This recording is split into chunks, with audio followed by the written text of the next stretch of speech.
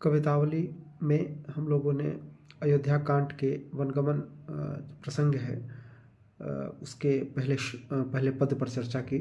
अब द्वितीय पद, कागर कीर जो भूषण चीर शरीरु लस्यो तज नीरु जोकाई मातु पिता प्रिय लोग सभय सन्मान सुभाय स्नेह सगाई संग सुभामिनी भाई भलो दिन द्वय जनु औध हुते पहनाई राज वलोचन राम चले तजी बाप को राजू बटाऊ की नाई।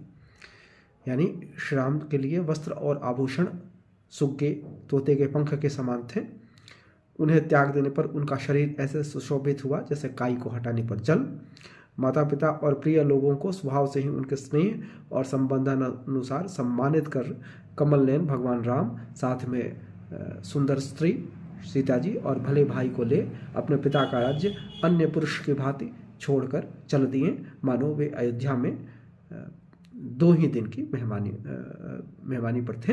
यानी वे जो बटोही है, बटोही की तरह, यानी बटोही रास्ते में चलते हुए कभी रुकता है फिर चलता है, कभी किसी के यहाँ रुकता है, उसका कोई स्थायी कम से कम मार्ग में तो उसका कोई स्थायी निवास नहीं होता है।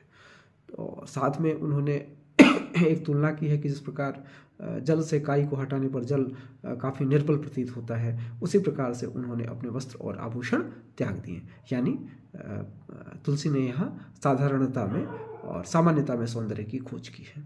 अगला, शिथिल स्नेह कहे कौशीला सुमित्रा जूसो मैं न लखी सौती सखी भगिनी जो सेई है कहे मोहि मैया कहो मैं न मैया भरत की बलैया लहो भैया तेरी मैया कैकई है तुलसी सरल भाई रघुराय माय मानी काय मन बानी हूँ न जानी कै मतई है बाम विधि मेरो सुख सिरीस सुमन सम ताकोल छल छुरी कोह कुली से लटेई है।